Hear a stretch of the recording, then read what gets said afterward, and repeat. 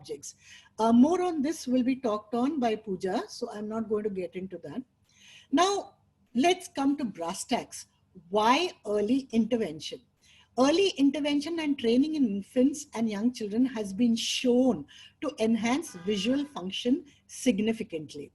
Now, the sight is a key stimulus to a child's development, and sight is a development process which does not happen automatically. As you know that we have five primary senses in the body, and these five primary senses have to be in top-notch condition for a child to grow globally. The eye is the first and the ear is the next. So these two are very important for a child's development. So if either one or the other is not available or in less proportion, it directly affects the growth and development of the child. So seeing is a complex psychological process which affects the child's motor, cognitive, emotional, and communication functions. And that is the importance of having vision rehabilitation in these children. Now, what is the principle of visual rehabilitation? It works on a principle of neuroplasticity. That is, damaged areas are there in the brain, but you have to train the healthy regions to work. And so you reassign functions to these areas. And this can be done only with effort. It does not happen automatically. There are more than 30 odd areas in specialized areas in the brain which can take up and handle specific parts of visual information. So the idea is to tap these areas and to assign it its function and teach it how to do it. And that is only possible by a multidisciplinary approach. So what is functional visual assessment?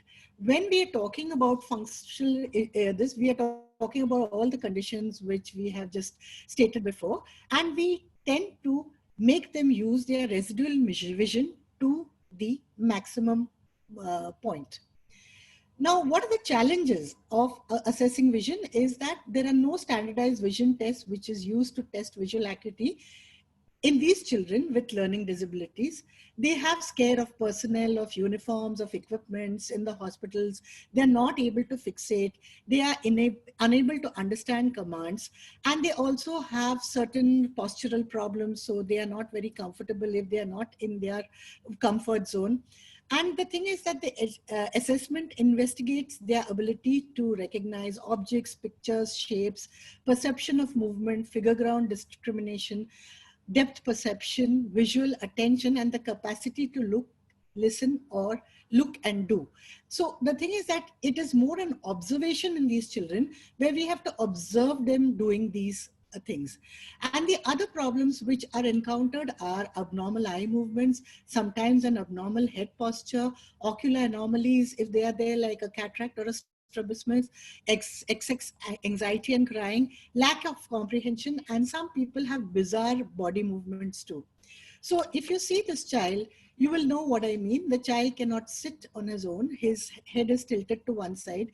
He tends to look up. So you can imagine when somebody has to do a retinoscopy where the head has to be in straight gaze, this child has to be turned in a particular fashion which he does not appreciate, so he cries. So these are some technical difficulties where you prop them up with pillows or make them comfortable, see that the eyes are straight, and then go ahead and do your examinations. And you have to be ready to spend time with them. They require much more than one session. You have to check their routines. What is their time of sleep? Because you cannot do it when they are sleepy. If they are epileptics, you have to know what time the medications are given, because again, wakefulness is a criteria. And visual will be variable according to the comfort of the patient, the head control and visual access. Best if it is done together with some children of the same type, and where the environmental factors are the same. They like familiar surroundings, and it investigates the visual attention and the speed of visual reaction, their ability to respond, grasp, follow, look, and whether they are giving eye contact, whether they are walking someone walk. And these children have a tendency not to look into the eye, but they look down at the body. So these are few things which tell you what is the status of the child. They have a lot of eccentric viewing, as Anand has just said, and that is the reason why we have to see whether they can grasp objects from the side or from the center. Assessment tools are there, which are small crayon cases or change purses or small boxes, reflective toys. And the environment, as I said, has to be familiar, and other conditions have to be conducive. Now, there is a kit which has got 24 items, which is called a FVA kit, which has got several things like handheld face bars. There are 4 of them, functional visual, smileys, which are 4 in sizes, shapes, sizes, color board, matching 4 balls in different contrasts. They have alphabet cutouts, number cutouts, ropes, black and white cloths, functional visual record sheets are there in which you have to record what the patient is able to see, appreciate, touch, or look at, and you have to grade their responses according to what they have managed to do. Now, in very severe special children, we have to only study them by ethological observation. And what are these indirect signs? The good indirect signs are the visual gaze or gaze avoiding, a change of posture. If the child smiles, as Anand already showed you, at an object, blinking of eyes, facial expressions if they change when they see an object, and if there is a stereotypic behavior, you know that the child is autistic. And the bad behaviors, if they avoid, if they show chaotic eye movements, there is faking, there is overlooking, head shaking, and squeezing of lids due to photophobia. Here you know that they have some amount of vision, but may not be good vision. So to answer a query from a concerned parent that what is the visual capability of my child, how much does my vision, how much does my child see? There are 2 tests which give you a rough kind of an estimate, which is very simple, which requires minimal time, no special requirement, and it is the results are obtainable over 95% of all the neuro impairments, including ROP and whoever has these kind of problems. So this is the preferential looking technique where the child is sort of presented with 2 images. One is a patterned image and one is a plain image, and the capability of the child to fixate on the patterned image, because that is how they sort of respond. And the grid to which the child would lose attention on gives you a rough estimation of how much vision the child has. And as I said, the success rate is about 82 to 99% over the entire range of all these children with these disabilities. Now, there is something called as a visual function battery, which has got 8 areas in it. One is whether the child is seeing light, that is the perception of light, whether it is oriented well, whether the child is able to follow any object, whether the child is able to follow a Maddox rod, whether there is an optokinetic nystagmus possible in a child, ability to grab toys and object, and ability to grab a red object, and whether the child can circumvent an obstacle course. Now, depending on what grade you see, now if you see the child over here, you see when he looked at the object, and when he reached the object, he turned his eyes away in the upper of this. This is the typical example of an eccentric viewing where the child doesn't focus on that, but he allows his eccentric viewing to see that object. But see the same response of the child after the glasses are given.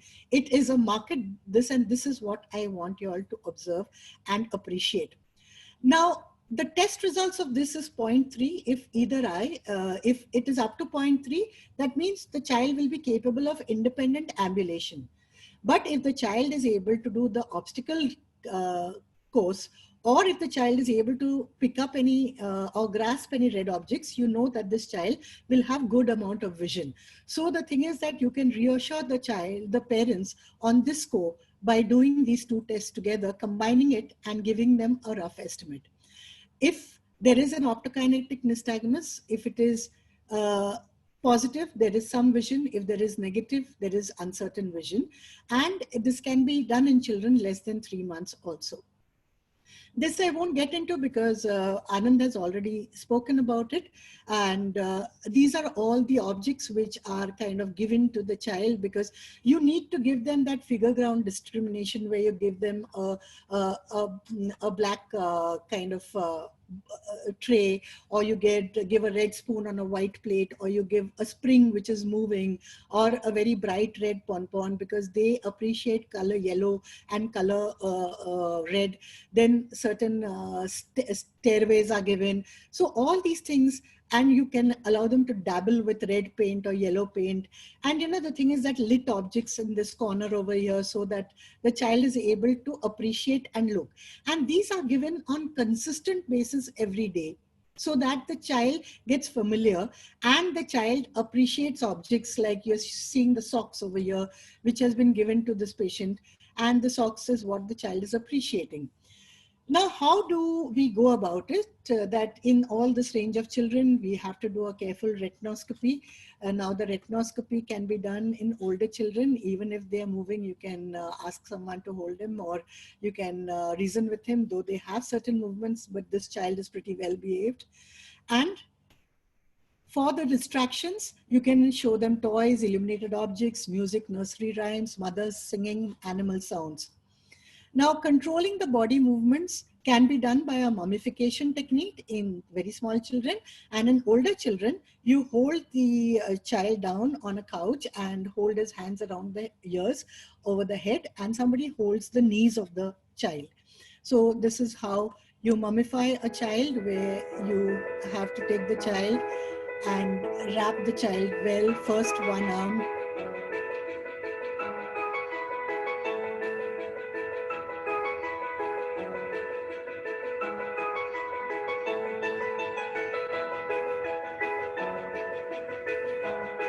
Then the lower part, this is a very small cloth, and the other one, and lo and behold, that is done. And then somebody opens up the lid. You have to see that the eye is in the center, and you can use your rack. So the child has to be held properly, and you can conduct your retinoscopy process. And these are all the children who have been glasses. The centration of the glasses is very important.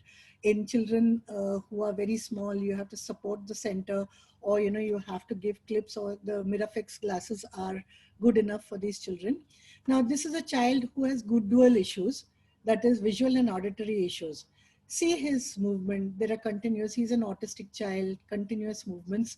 And now after the glasses, how you see he came and he bent, he bowed down and he came again. You see the vast difference, first from a total inattention to somebody who knows there is somebody sitting in front and comes and bows and walks back again. These are other children. See, you see the same child. She is a little scared. She's not looking at the ground. The mother is taking her in front and behind. And then see her response after the glasses are given. And she has the ability to hold a red object easily, so she has good measure of vision. This is another child who's an autistic child, came to us at 12 years, and she was this way. She was not responding well to any of the treatments. She was taking a long time, but now see after the glasses how she is. She's focused, she's able to carry out these activities much more easily than she used to earlier.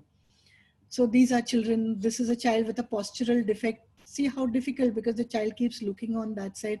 So you have to devise your own ways and means of treating them. And these are all the children. These are two prematures in the center who have been given glasses.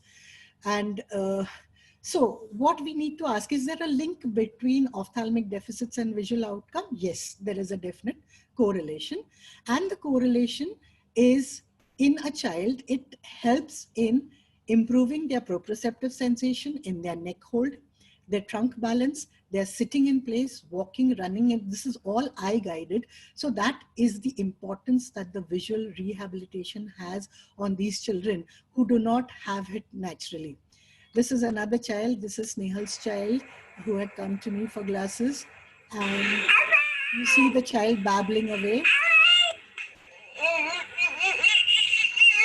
Very restless child. And now you see when she's being rehabilitated after the glasses, she sees the objects and she's trying to reach it. and then you will see her. Yes, she's able to take it. Now she's 5 years old and she's able to walk on her own. So this is how she has been helped all along by a multi-pronged approach.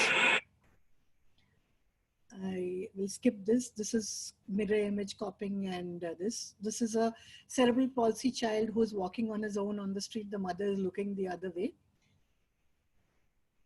And these are learning disability children. This is one of Dipti's children. And this child is also doing well, had learning this after all the therapies.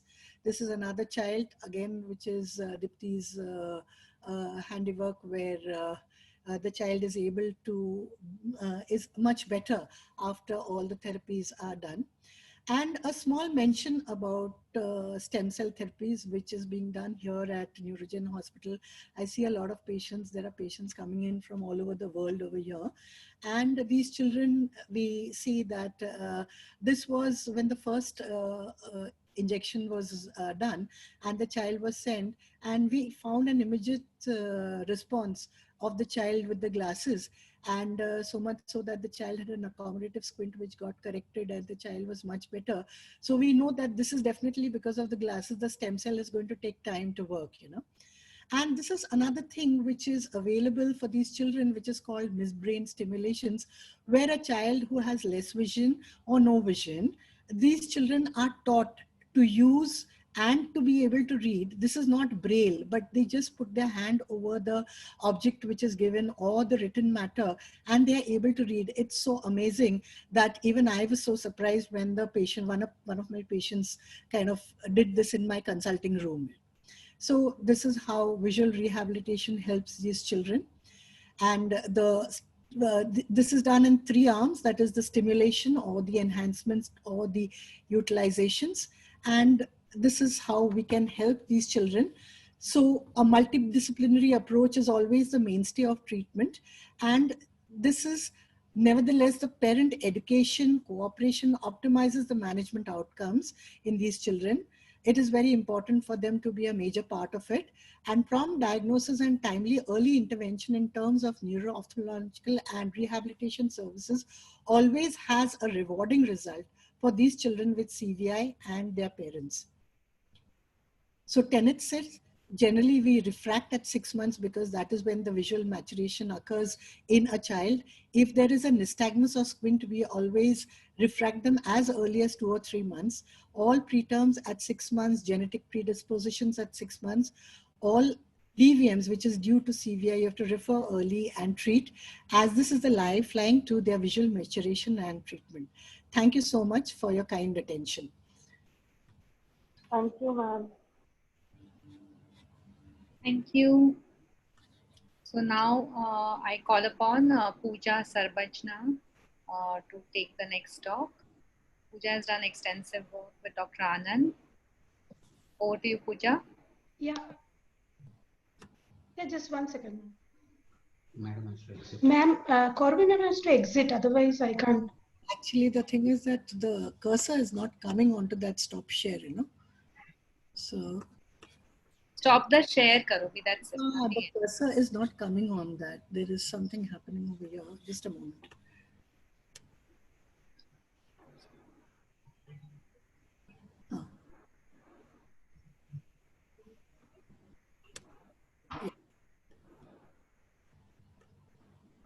Okay.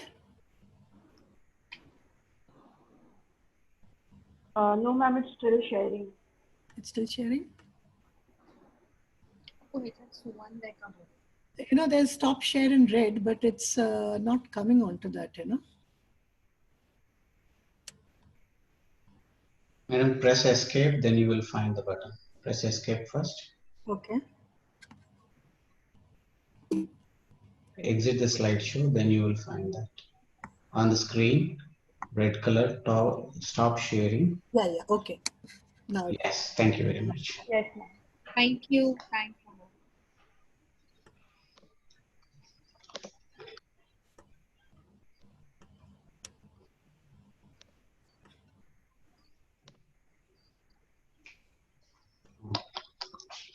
Hello? Am I audible? Yes. Yeah, everyone can see my slide? Yes, ma'am. Okay. Hello, good morning. Myself Pooja. I'm working from last 10 years in visual rehabilitation and CVI. So I'm very closely working with the Professor Dr. Leah Heaven. We don't only do with vision, we do with entire other services also, as Dr. Anand Vinekar sir explained you. So I will start off my presentation direct away. So how does the brain sees? So basically here you can see a clutter of black and white dots, and here when we are focusing on other side you can see with that dot a cow's face. So when a CVI child comes to us, so the parents, majority of the parents complains that the child is not looking to their face or not giving social smile, or the child is looking at the mother's face or not, they are not understanding. So basically that time the child is able to see the images but they are not able to make it as a vision. So this is how first image is showing you how they see, and when we are rehabilitating them, we are giving them glasses and all, how their vision they develop. Now what does basically our brain do with the image? So I'll go already Corby ma'am already explained this part. So basically, Now, can you be a little loud, please? hello, Can you be a little loud? yeah, now am I audible? Hello. Yeah, ma'am, it's better. Yeah. So now we are distributing our brain into different parts like frontal lobe, parietal lobe, occipital lobe, and temporal lobe. So occipital lobe and parietal lobe is connected with dorsal stream, and occipital lobe and temporal lobe is connected with the ventral stream. So basically, till now, majority of all of us thinks that only occipital lobes helps us for the vision. But now when I'll go through the next slides, then I'll explain how other part of the brain helps us for the vision. So first we will go through occipital lobe. So basically our occipital lobes helps us as a printer. It's act as a printer. What basically happens with a printer? When we will put a picture on the printer, exactly same clarity, color, contrast, and exactly how much is the area of that printout we want, exactly that kind of print will come. So exactly this is the work of our occipital lobe. It helps us our vision, our color vision, our contrast sensitivity, and our visual fields. So in here, in this first picture, it how of 20/20 vision patient can see. But next picture, it is a poor clarity of vision, how our CVI child see, whose vision will be around 20/200 and all that. Now next will be, here I'm showing the first picture as how the normal viewing will be, the normal vision. And here top one will be a child with CVI, they will not have proper color. And the second, that without a defective of contrast, they will not have proper contrast. So basically when we will represent any picture in front of them, what is the last picture they will see like that, without color and without contrast. And then the fourth point will be the visual fields. This is first picture is a normal visual field, and then the next picture is a heminopia. So it can be heminopia, it can be anything. So we can see majority of the parents comes to us and they will complain the child is maximum time looking downward, down gaze, or up gaze, or any side gaze. So next slides I'll show that how we are going to rehabilitate them, but this how they are having visual field defects. So maybe for that they are doing this. Now our posterior parietal lobe. Posterior parietal lobe is basically a mapper and doer for us. So basically here in this picture, here Arjun is trying to point it out one bird's eye. So here a lot of other distraction is there. But still when Arjun is trying to put the arrow, exactly Arjun is going to put the arrow in the bird's eye only. So this how our posterior parietal lobe works. So when there is lot of objects, we can ignore all the objects and we can able to whatever we want, exactly our posterior parietal lobe is having capacity to find that. Then posterior lobe helps us for our 3D internal mapping of visual world, and it will help us in visual body guidance or body movement. That means if there is, I need to go in some top one exact place and I need to pick up a pencil from our table. So exactly my posterior parietal lobe will help me to go on that place and exactly pick up a pencil or a bottle, whatever I want from lot of things, we can grab it off. It is basically a visual body guidance and 3D internal mapping. Now, temporal lobe. Temporal lobe, it is basically helps us as a searching, as a searcher or for the vision. So basically, this is very easy example I can give, that how we are doing recognizing that thing. So basically, we are using Google. So when we are opening a Google, lot of things will be there, and we want to find something. What we will do, go to the Google library and type it, and immediately things will come. So exactly like that, our temporal lobes helps. So if suppose we know thousands of phone numbers, but now I want to recall some phone number. So immediately, as soon as I want to recall the phone number, automatically my temporal lobe will help me to recall the phone number. Basically, this helps our temporal lobe. So temporal lobe helps us recognize the faces, objects, shapes, and roots. So I'll go a little bit of brief on this. So basically, if the child is having difficulty in face recognition, it called prosopagnosia. So then what it will happen, our visual rehabilitation will be different. In different strategy, different cases, the visual rehabilitation will be different. Inaccuracy with identification of stranger of a family, or they will have lot of difficulty to recognize the shapes, the letters, or the numbers, etc. So when the child is having difficulty in recognizing the shapes, so we have to do a different visual rehabilitation. If they are having difficulty in recognizing face, then we will have a different rehabilitation. So basically, we need to know exactly where the child is having problem. They will have lot of problem in motion perception. They will forget the route very soon. So if they need to go to school, which way they need to go exactly, they will repeated time, they will forget that. So we basically need to correlate the MRI report with entire thing, and then we have to do the visual rehabilitation. So now a basic idea of the milestones, visual milestones. So if the child is not reaching these milestones, then we need to think of doing them assessment. So basically, we distributed in 3 groups, like fine motor adaptive, personal and social, and language. So around 0 to 4 weeks, 0 to 4 weeks, the child in fine motor adaptive, the child should follow from one side to 90° of arc. So basically, from one side to 90° of arc, they should follow from 0 to 4 weeks of age. When the child will come to 3 months of age, they should follow entire of their 180° arc. Then personal and social skill, they should start off reading the human face in 0 to 4 weeks of age. So that means that when the mother is going very close to them, they should start off responding to the mother's face. At 2 months of age, they will start off giving smile and different reaction with the human face. At 4 months of age, they will start off reaching and grasping the objects, whatever it's nearby to them. And if you will give some interesting toy in front of them, they should be very excited to grab that toy. In 5 months of age, they should start off distinguish between stranger and the familiar, like mother and like some neighbor came. So they start off distinguishing the familiar people. Then at 6 months of age, if we will give them hand to come, automatically, if it's an unknown person, they will start off rejecting you. Then at 8 months of age, they will start off trying to finger feeding, and when you will call their name, they will start off responding and turning towards you. And then 9 months of age, they will start off to exploring their palate with their index finger. And in 10 months of age, in personal and social skill, they will start off imitating the nursery tricks. In 12 months of age, if you will ask some objects, they will, on request, they will start off handovering the objects. In 24 months of age, they will start off putting their shoelace. And in 48 months of age, they will start off picking longer lines. They will start off buttoning up the shirts, and they will, if you are requesting to point some colors, they will start off pointing some colors. This is a normal milestones. If you're feeling the child is not reaching that, then you can think of that there will be any delayed thing, and you can go ahead with the CVA assessment.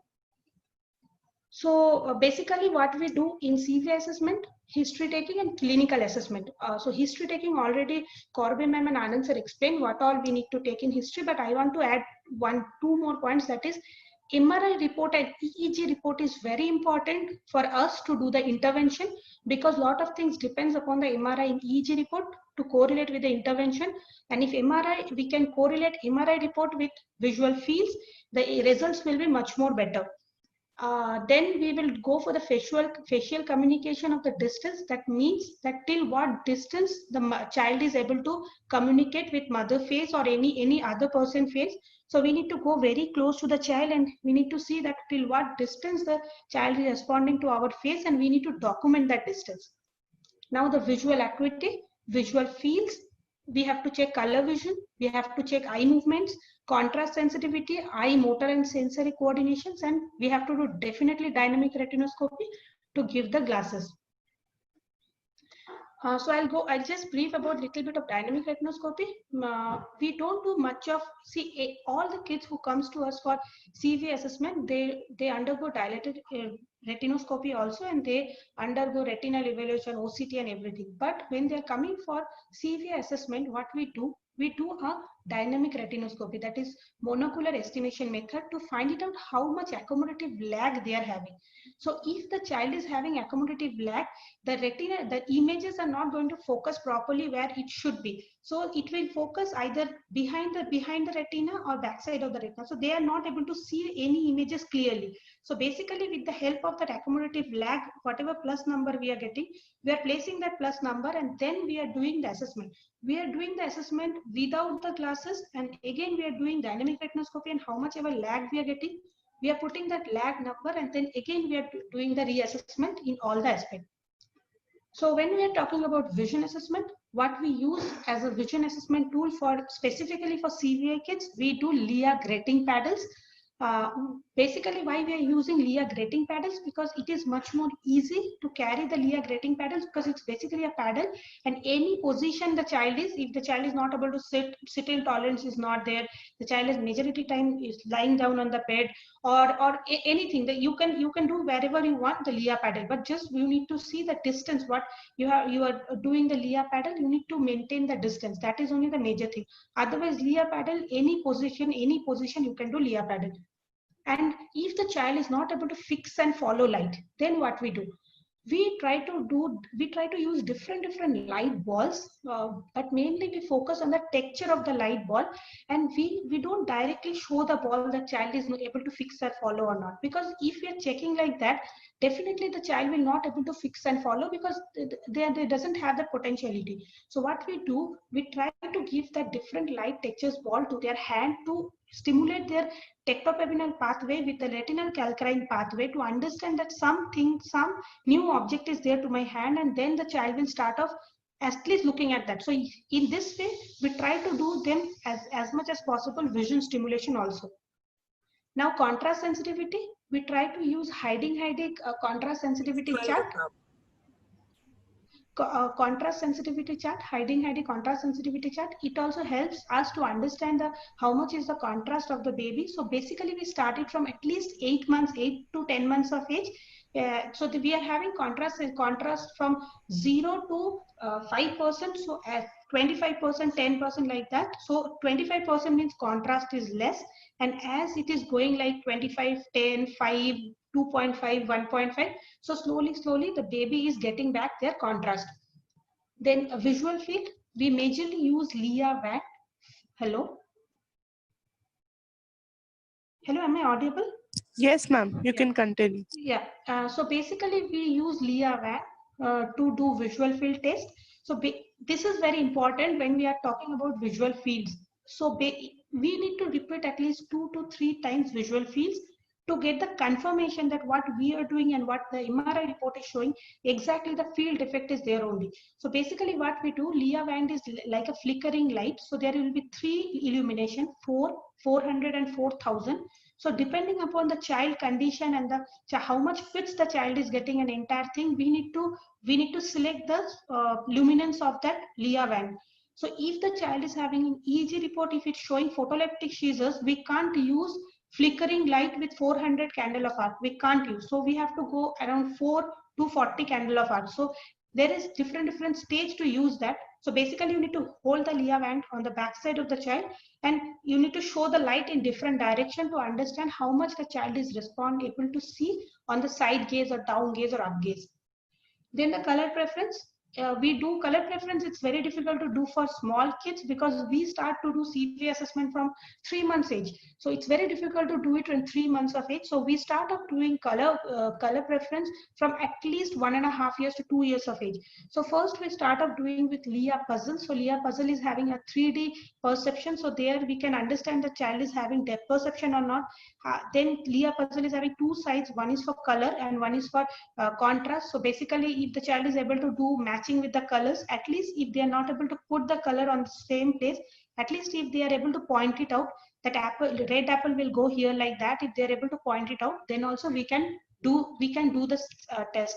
But whatever Leah puzzle or cone adaptation, whatever we are doing, we are giving this prior to them at least 3-4 months or 6 months of training, exactly what needs to be done, how it should be done each and every day. So small kids also, we will start off training every day. After 4 to 5 months or 6 months only, we can expect them to do at least one person. If we are training them for 6 to 8 months, then we can expect them to do it 1%. We can't expect so fast recovery. Now, cognitive visual assessment. In cognitive, we are using Leah mailbox to make them understand the directions. Cognitive hiding expressions to teach them the emotions, what is called sadness, what is called happiness, this kind of emotions we need to teach by Leah hiding expressions. We use Leah rectangle to make them understand the conception of bigger, smaller, and different size. And then different playing cards we use to teach them different sizes, different shapes, and it will help them to get back their vision also. So these all tools we use for assessment as well as intervention. Now I'm going to show you a small video.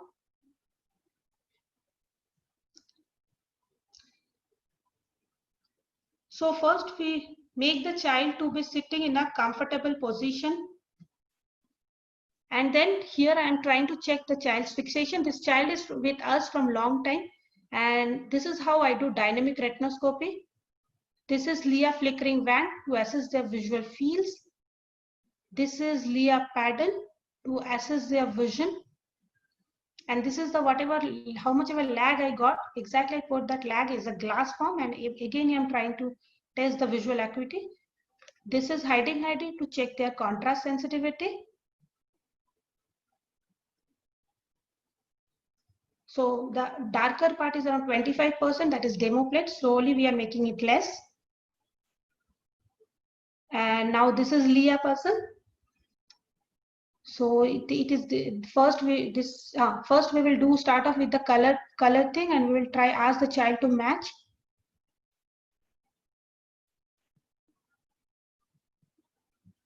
And again, the child will come at least after 1 month following up for the assessment. So first what we put the glasses, that is a regular, we are having different plus number glasses, and this is the child's own glasses with a proper Miraflex frame.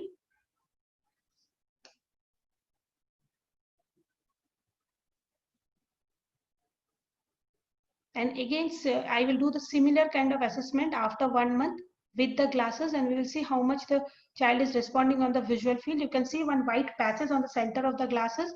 This is basically we put for enhancing the visual field. This is again, we are checking the vision, the color contrast. And this is a half of the instrument what we basically use for our assessment and our intervention part. Now intervention.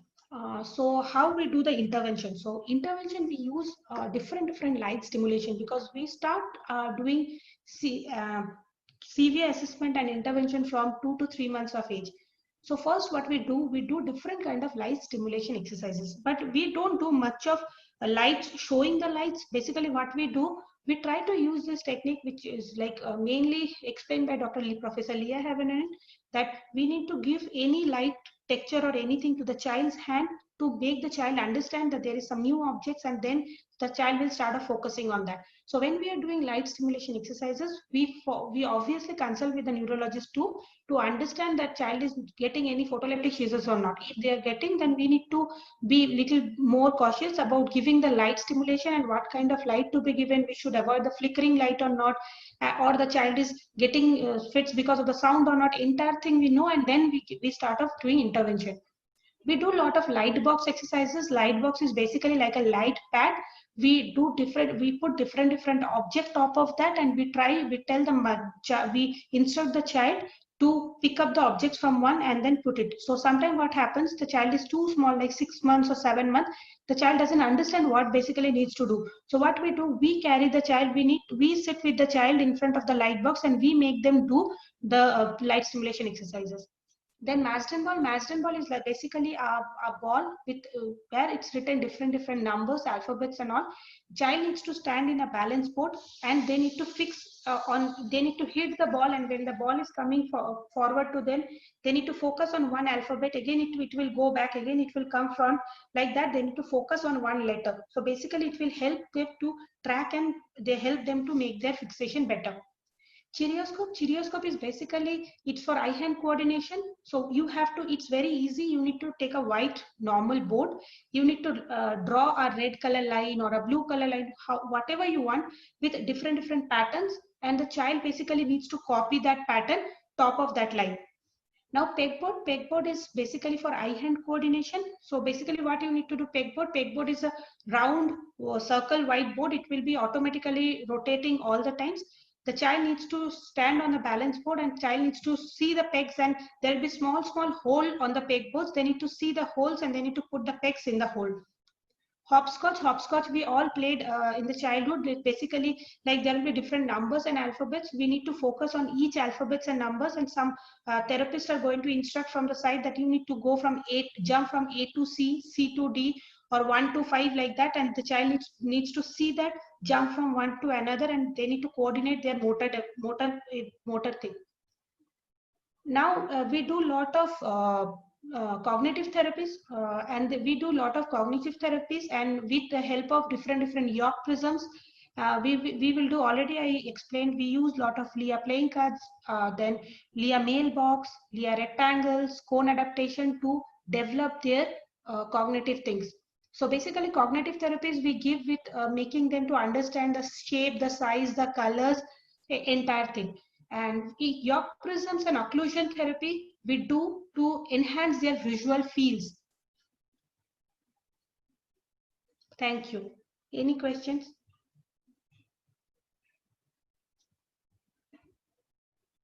Hello? Snehal ma'am, over to you. Yeah, so as we are looking at the time clicking, and we're almost done with the time. So what we can do is, we can, from my side, I would just look at the adding on of what has happened in our journey through 1990s. So initially when we started out, we started seeing children only with cerebral palsy, and maybe in the early years in 88, 89 was polio, etc., etc. So which was then replaced by autism in mid 1995. Now, when kids started coming to us initially, we never thought that visual rehabilitation could be a completely different field. So we used to be looking at the neurodevelopment of the child. Now, I would share, I'll try to share 2 patients whom we have successfully rehabilitated. It allows me to, just a minute.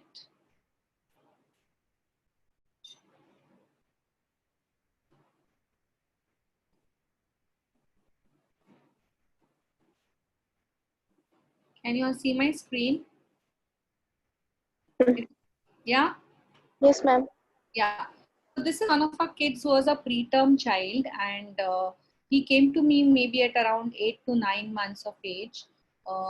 Needless to say, the mother was more concerned of the developmental delay which this child had got as a child of cerebral palsy, and she came to me saying that he was not crawling. No one realized that he had an issue with the vision. So thanks to Dr. Karobi Lahiri, we referred him to her, and he's still following up with her. So this is how we really work with him in different levels. So everyone thinks of therapy as a part of the, I hope the video runs. So always we aim at our own goals which we keep as therapists. But needless to say, what I wanted to say here is that the child wants to play, the child wants to interact with the peer group, the child wants to go to school. And these are the functions which get affected when you're looking at vision, which is the most integral part of the proprioceptive, the tactile system. So the vision, the prop, and the tactile work as a triad for the child to, oh no, there's some problem. Okay. I will try to share the videos as they are. Just give me a second. Ma'am, you can share individual videos. Yeah, that's what I'm trying to do.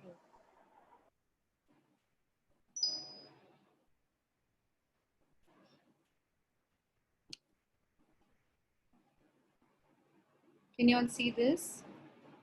Is the video seen? No, ma'am. Yes or no? No, ma'am.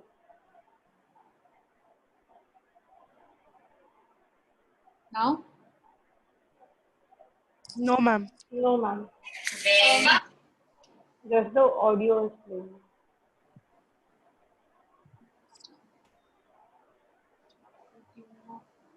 Share screen.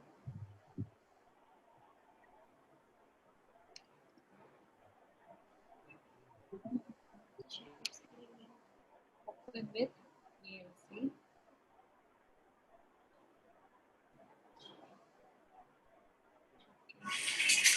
Ma'am, any idea of Sheetal's? Nahi re bada. He is using alternately both hands? Mostly left. Ma'am, we can only hear the video. Yeah, just a minute. Just give me a second. Yes. Just give me a second. I'm trying to do it.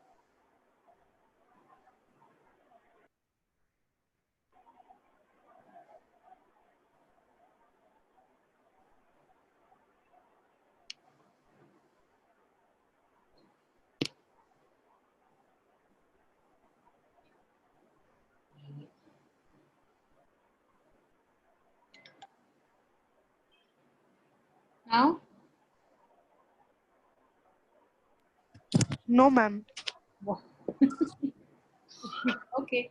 Any which ways. So, pardon. Go to the video. Top share किया मैंने. Share screen. This one. Vision.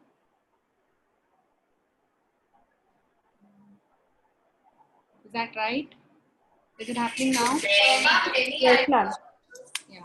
Thanks to Purvi, she showed me how to share it. So you can see this little one. The functions. Can what you we're zoom looking at. Is that good? Yeah, much better. So one thing I would like to tell all the therapists and share that when you're looking at visual rehabilitation, most of us think that it is just looking at eye-hand coordination, eye-foot coordination, but it is much, much more than that.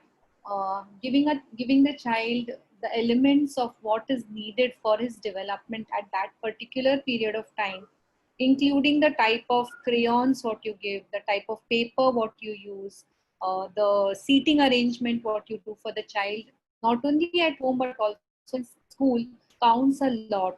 So Dipti is one of the most important part of our rehab team. So is the ophthalmologist, and having the school teachers, the special educators.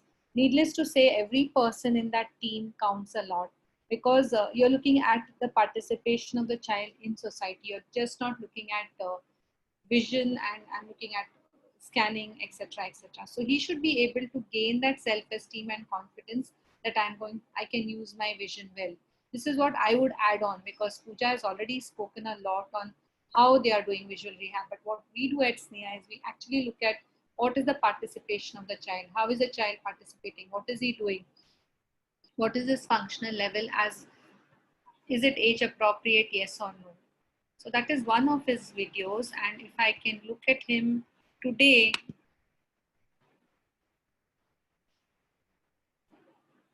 can you see this video now?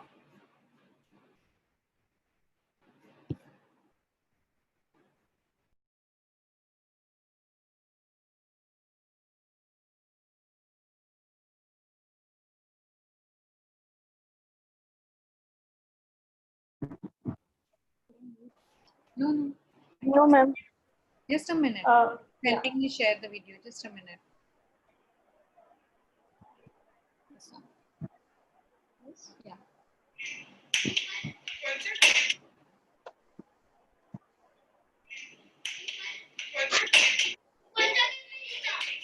So you can see him now that he is school going, definitely, but still there are issues which he faces at school, that he is being bullied around, he is not able to participate as a normal child. So a system of vision has a good impact on the participation and function of the child. This is what I would like to say, needless to, as Mihika told me that the time is really off. Yeah, I ma'am. could share. And we need to do the question answer session. Yeah, okay. So, but at least I hope the therapist got an idea that we should look not only at little functions, I mean the individual functions, but at the big picture, which is looking at him integrating into the society, which is very, very important.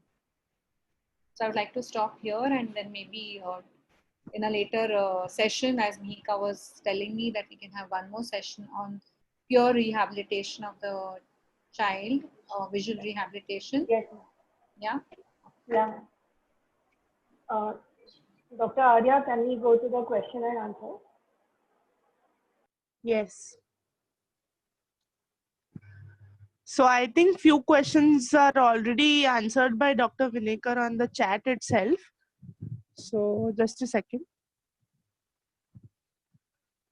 So one question was, how do you categorize the CVI based on edema of retina? And if also they could share the kid drop details for training and application in different hospitals. So for which Dr. Anand has already replied. Dr. Anand, would you like to put a light on that? Yeah, so I think as I was mentioning, this is just sort of early publications and research.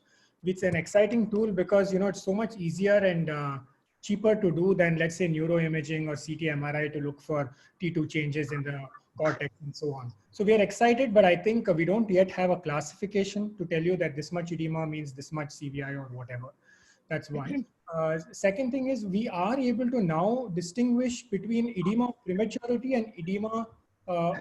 We shouldn't call it edema right now because that has a pathological association with it. But we can differentiate edema of prematurity with edema of this CVI or hypoxic ischemic encephalopathy. So it's a very big bucket with a lot of diagnosis going in, and CVI is just one of them, one of the manifestations. In fact, the very initial report showed that the children who had renal conditions where they had systemic hypertension, they also had transient edema.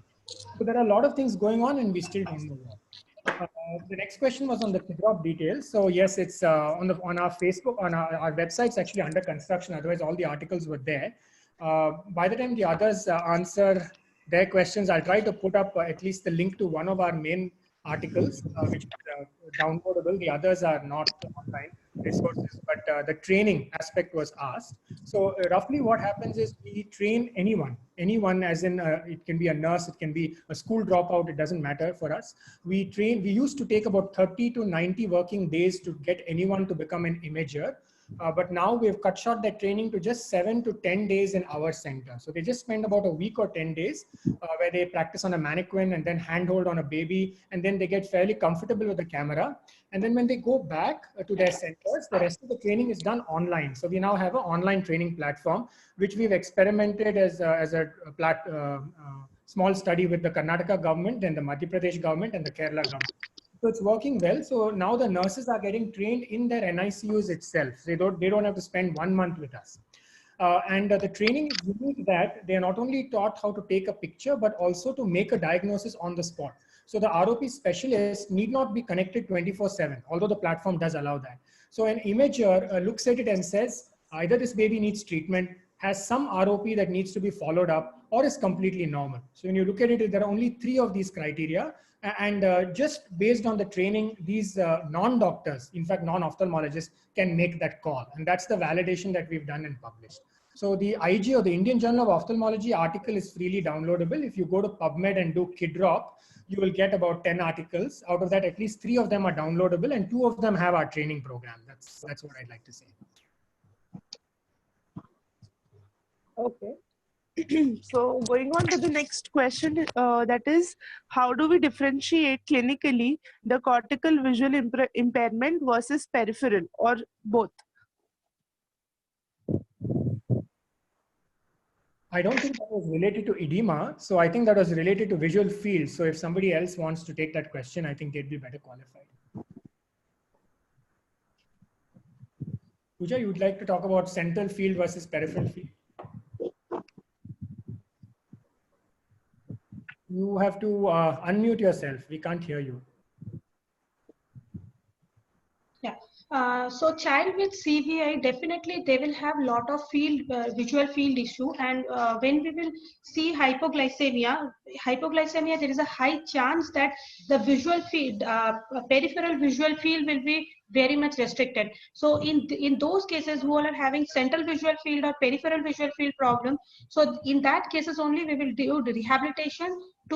We are not at all improving their visual field. We try to make them enhance their visual field.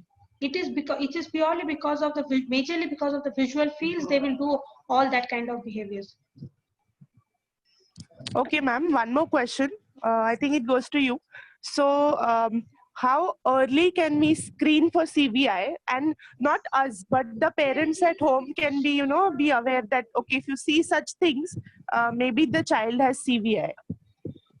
It's not we can't tell directly as CVI, but at least we can see the child is having some delayed visual milestones or not. So I shared a chart with in my slide. From 0 to 4 weeks, the child should look at the mother's face and give basic responses. So if that is not happening, so it is 0 to 4 weeks of age. So in that only we can come to know that there is some delayed visual milestones, and obviously they can come for a routine assessment. Okay. I'd like to add on to this question is the neurophysician is usually a very important part of the entire team when you're looking at developmental delay, and once there is nothing which is found in the apparatus, or there is no ROP there's a history of ROP which is there in some of the kids, and if that history is not there, if there's nothing to do with the peripheral vision and the MRI is done and the neurophysician says that there can be involvement there, then you can think of a central visual impairment. So you have to have the neurophysician as a part of the team very much.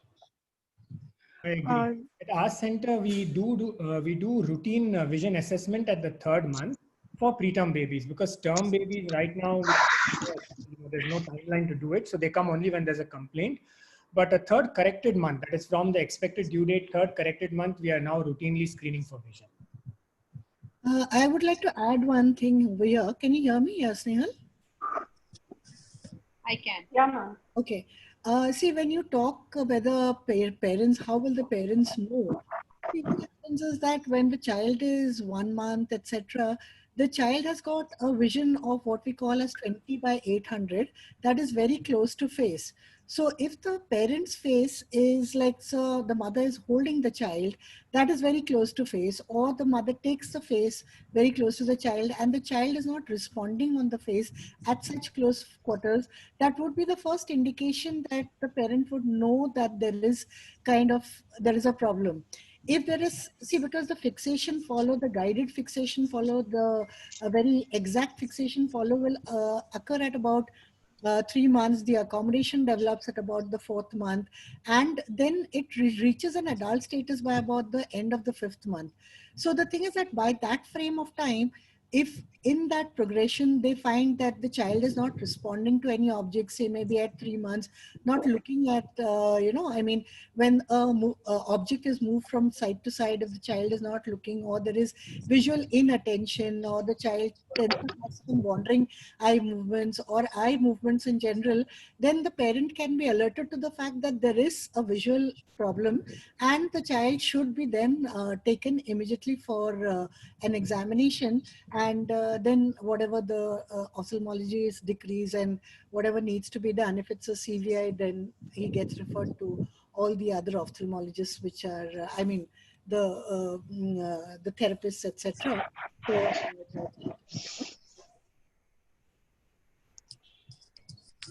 Okay then, Snehal ma'am, over to you. I think we are ending the question and answer round Arya, here. Arya, I wanted to announce something that a Yeah, lot of please. people don't know really how to rehabilitate the visual child because we don't lack practice in it. So I think we can announce a workshop shortly for detailed visual assessment and rehabilitation with Dr. Snehal. Yes, Dr. Snehal? I would like to say here that we are always a team, and I would request, since Dr. Lahiri and Dr. Anand is very much there on the same panel, I think Dipti is also around. Why don't we form Indian Society for Visual Rehabilitation? There exists at an international level. There are 2 societies which I've seen, and can we form something which we can have policies for visual rehabilitation?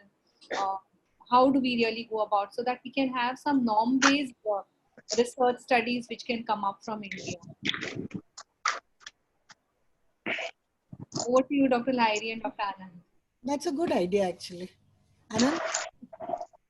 So think about it. Need not just, it's because I feel India, when I go to American Academy of Cerebral Palsy and Developmental Medicine, when I look at the SI Society, Sensory Integration Society, I feel we have much more clinical data as compared to what people outside have. It's just that we need to get together and attend to it in a way that we can publish it in the international societies.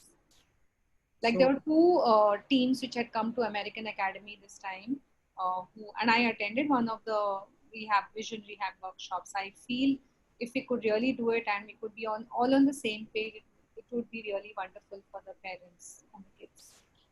I think, of course, developing a society should be a long-term and a wonderful objective. I've had a little experience in establishing a society because I'm the secretary of the Indian ROP Society. So there are some legal issues that we need to take care of because a society versus a group and so on. I think starting, we don't have to wait for all of that. If there are sufficient number of specialists across the board, ophthalmologists, optometrists, rehab specialists, neurologists, as you mentioned, and of course, therapists, we can create a working group, a sort of a special interest group or a working group. And that is that doesn't even need any legal formalities. So we go by a little formal, enlisting of who the working group is. A couple of them take the leadership, and then they set an agenda every quarterly or 6 monthly. And then, as you said, one of the important things would be to come out with evidence-based publications. So the best thing would be is everybody to pool their data, and and then we can come out with some amazing publications. No doubt about that. So I think creating a working group can start today, or if you have a nice World Disability Day, you can make that a day that you want to remember and make that a founding day. There's no problem with that. A society does take a little time, and then it involves, because you have to determine how many members, and then there's a constitution, and we did it. But it did take a lot of time because our members and our mentor members were different from different states. So it became very difficult for actually to form the legal entity. I think a working group is much more easier to do. Yeah, it took time registering the body, no? I think the IRO. Because at that time also we were looking at a transition of this whole taxation, GST. So even though we didn't come under all of that, we had to get exemptions. So it did take some time. Maybe it's a little smoother now, but I would think I think the Glaucoma Society started off like that. They did start because some of my teachers from Chandigarh started off that. They started a pediatric glaucoma study group, I think, or something. They called it something, a working group or something. And only months or years later, they actually established it as a society. That we can do. Thank you. So I feel this could be a good stepping stone towards all of us working together. Thank you so much on behalf of the entire team of SNEA, Pooja, Dr. Karubi ma'am, Dr. Anand, Thank you. for giving your time and being with us. Thank you. Thanks, So Thank Tina. you. We Thanks, enjoyed Anya. it. Yeah, same here. Thank you, ma'am. Thank you, sir. Thank you, ma'am. Thank you. Thank you so much for the opportunity. Dr. Snehal and Dr. Karobi. Oh my God. Thank you.